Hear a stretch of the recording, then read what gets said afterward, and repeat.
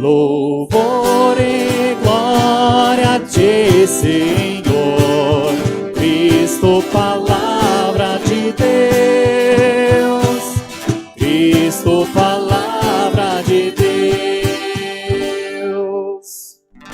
Numa nuvem resplendente fez-se ouvir a voz do Pai: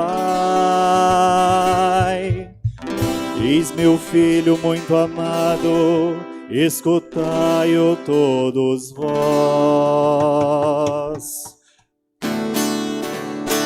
Louvor e glória a ti, Senhor, Cristo, palavra de Deus, Cristo, palavra de Deus. O Senhor esteja convosco. Ele está no meio de nós. Proclamação do Evangelho de Jesus Cristo, segundo Mateus. Glória a vós, Senhor. Naquele tempo, Jesus tomou consigo Pedro, Tiago e João, seu irmão, e os levou a um lugar à parte, sobre uma alta montanha, e foi transfigurado diante deles. O seu rosto brilhou como o sol, e suas roupas ficaram brancas como a luz. Nisto apareceu-lhes Moisés e Elias, conversando com Jesus. Então Pedro tomou a palavra e disse: Senhor, é bom ficarmos aqui. Se queres, vou fazer aqui 3 tendas, uma para ti, outra para Moisés e outra para Elias. Pedro ainda estava falando quando uma nuvem luminosa os cobriu com sua sombra.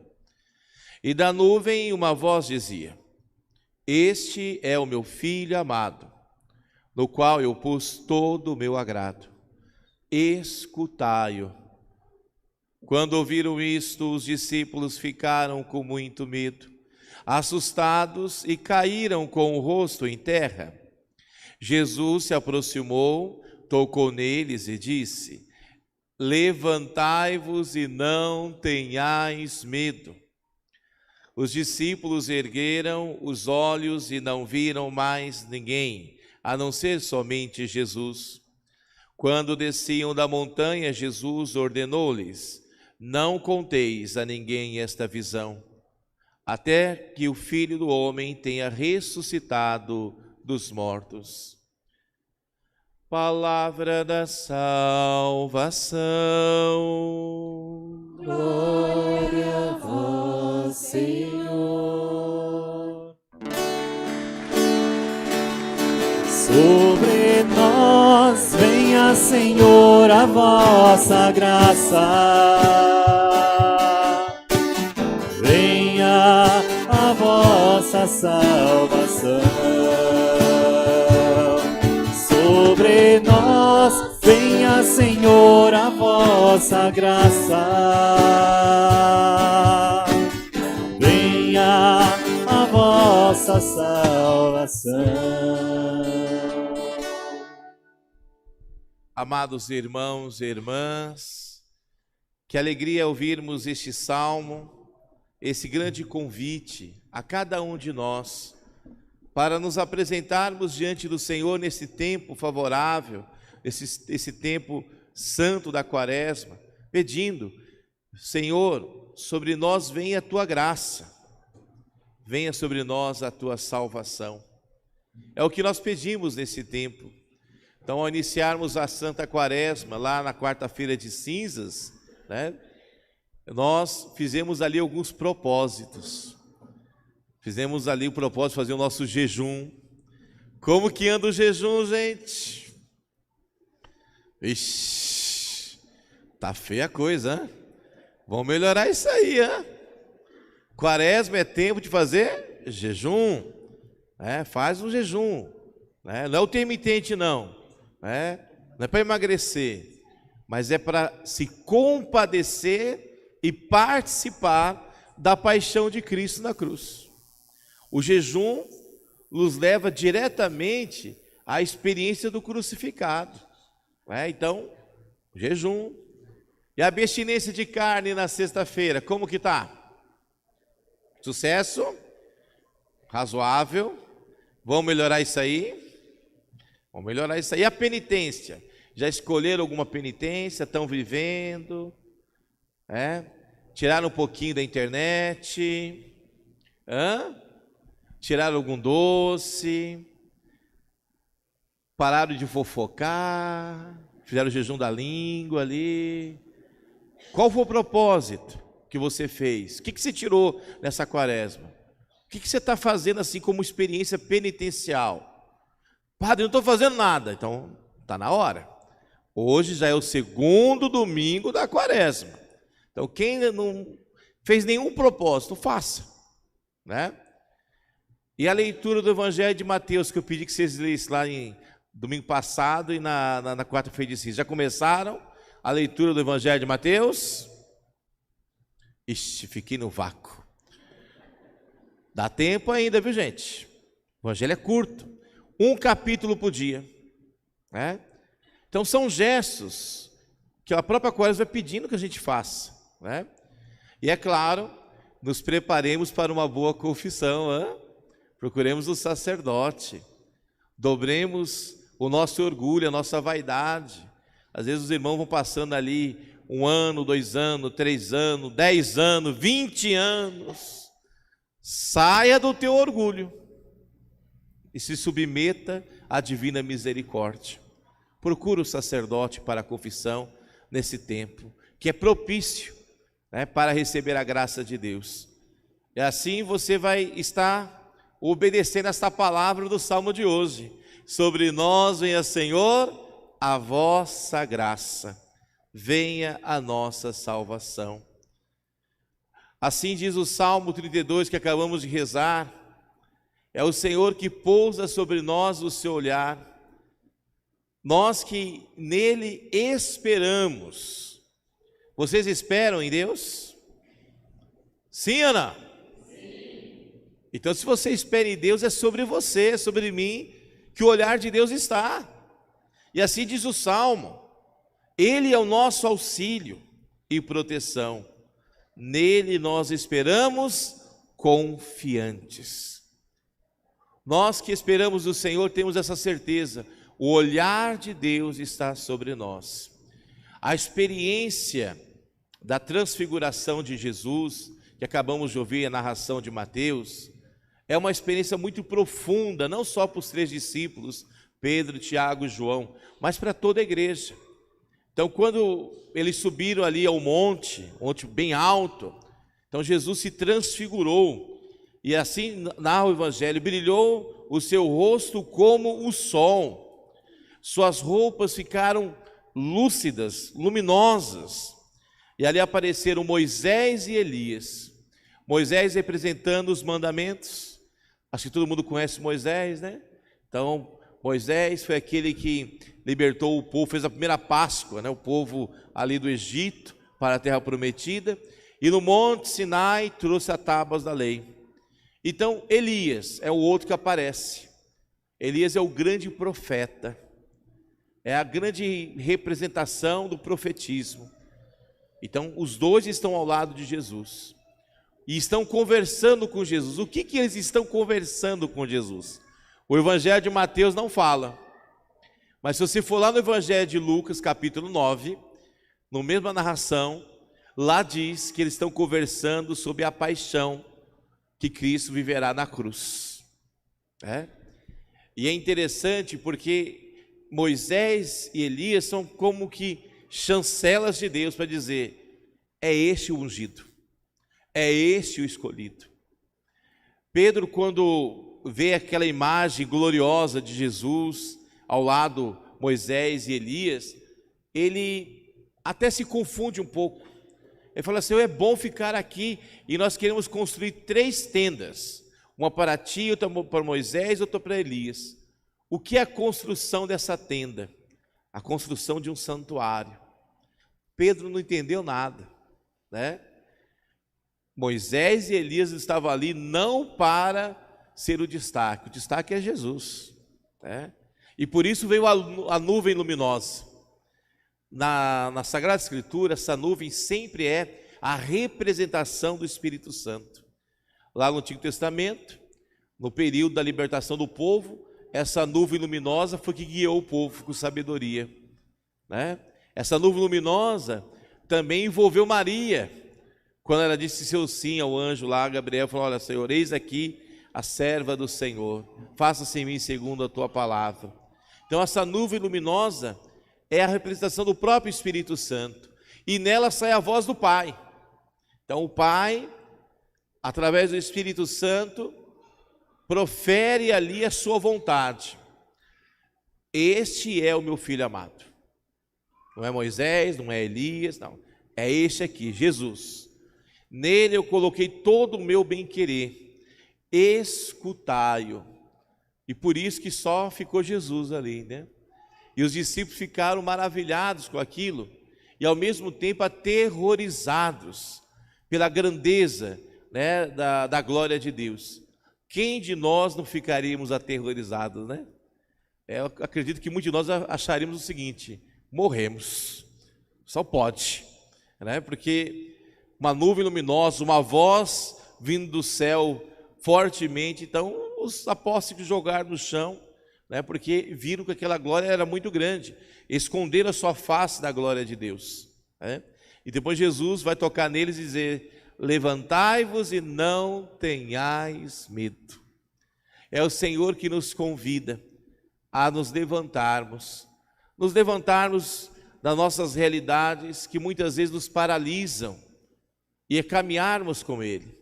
Os santos padres da igreja vão dizer que a missa é o novo Tabor, onde nós podemos contemplar a glória de Deus e experimentá-la. Onde muitos de nós às vezes até não gostaríamos de voltar para casa, porque é bom estarmos aqui, mas é preciso descer o morro, é preciso voltar para as nossas casas, voltar para nossas vidas, nossos trabalhos, e ali ser testemunhas de tudo aquilo que nós experimentamos. Ninguém vem à missa só porque quer vir à missa, ou porque não tem o que fazer.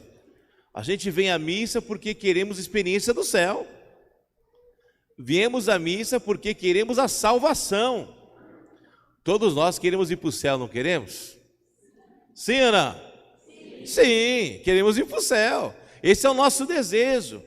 Agora, cada missa nós vamos experimentando o gostinho do céu, através da palavra, através da Eucaristia. A cada missa o Senhor se revela a nós. A cada missa o Senhor nos dá a conhecer a sua vontade.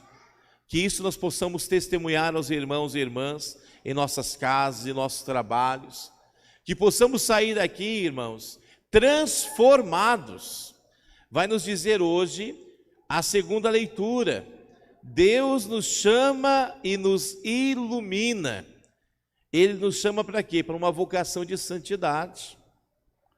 Sede santos como o vosso Pai do céu é santo. Ouvimos nas últimas semanas, não é isso? Então, nos chama para uma vocação de santidade. Não por mérito, mas pelo desígnio de sua graça. Graça por graça. É Deus que derrama sobre nós a sua graça, e assim possamos participar da sua vida. Todos nós temos a nossa cruz para carregar, uns mais pesada do que outros, né? Agora, o convite que o Senhor nos faz é que todos carreguemos a nossa cruz, e para isso, renunciemos a nós mesmos.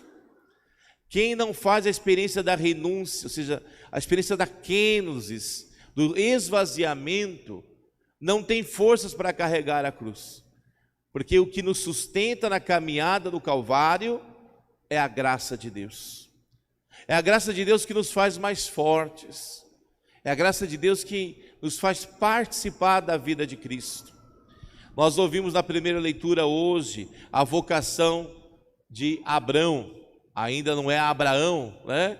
Então, Abrão, que é chamado por Deus, ele é chamado lá de Ur, para ir para uma terra distante, para ali constituir, né, um povo que será abençoado.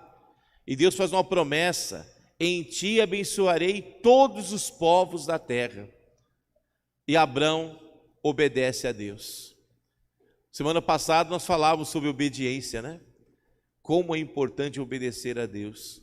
Então, nesse tempo quaresmal, nós também somos chamados a sair do nosso comodismo, sair da nossa realidade de medo, sair da nossa realidade de preguiça, sair da nossa realidade de vícios. Quantos são os vícios que escravizam a nós? E se o vício escraviza, nós não podemos ser filhos, porque o filho é livre. Agora, se você está escravizado pelos vícios, você não tem liberdade para adorar a Deus. Então, quais são os vícios que têm nos escravizados? Deus está nos chamando, assim como Abraão. Vamos sair, vamos para essa nova terra. E essa nova terra, terra prometida, para nós tem um nome, é o céu. Nós estamos trabalhando a nossa conversão pessoal para experimentarmos o céu. Não há outra meta senão o céu. A gente tem que estar aqui já fixo nisso, com olhar fixo na salvação, olhar fixo na graça de Deus. Eu sei que alguns não gostam de ouvir o que eu vou dizer, mas é importante dizer, porque nem sempre a gente presta atenção no que nós estamos experimentando. Essa quaresma não é mais uma quaresma, é a quaresma. Talvez seja a última quaresma de alguns. Quando eu digo a última, porque pode ser a última, tanto minha como de alguém aqui, né? Então, como que nós vamos viver esse tempo? Como mais uma quaresma? Ou como a quaresma? Vamos buscar então sair do nosso estado de pecado, né, nosso estado de comodismo, e buscar a Deus? Ou vamos ficar assim, mais para frente eu mudo, mais para frente eu faço. Será que haverá mais para frente? A gente sempre tem essa ideia de que vamos ter outra oportunidade. E a oportunidade que nós temos é hoje. É tempo de perdoar a quem a gente não perdoou. É tempo de pedir perdão a quem a gente não pediu perdão. É tempo de buscar a reconciliação e vivermos uma vida nova. À medida que as pessoas que nos rodeiam possam enxergar em nós a presença de Cristo, possam enxergar em nós a presença do próprio reino de Deus. Amados, anunciemos esta boa nova da salvação. Nós ouvimos hoje no finalzinho do Evangelho que Jesus pede aos discípulos que não contem essa visão até que o Filho do Homem tenha ressuscitado dos mortos, para nos lembrar que não é só na glória da ressurreição que devemos nos fixarmos. É preciso antes, porém, olharmos para a cruz, porque a salvação passa pela cruz. E cada um de nós carregamos a nossa. Às vezes, um problema de saúde, uma perda familiar, uma depressão, um outro tipo de doença, um problema relacional. Quantas cruzes às vezes vai pesando em nós. E é preciso darmos uma resposta a Deus, renunciando a nós mesmos, ou seja, renunciando o nosso orgulho, nossa vaidade, nossa teimosia. Tem gente que sofre sozinho. É preciso então se abrir à graça de Deus, né? Que o teu sofrimento, meu irmão, minha irmã, seja apresentado na cruz de Cristo. Não tenhas medo. É como no Evangelho de hoje: levantai-vos e não tenhais medo. É Jesus que está ao nosso lado. É o Filho amado do Pai, né? No qual o Pai coloca todo o seu bem-querer. O escutemos, guardemos a sua palavra. E assim, irmãos e irmãs, como Abraão, vamos rumo à terra prometida, pois essa é a nossa vocação, vocação de santidade.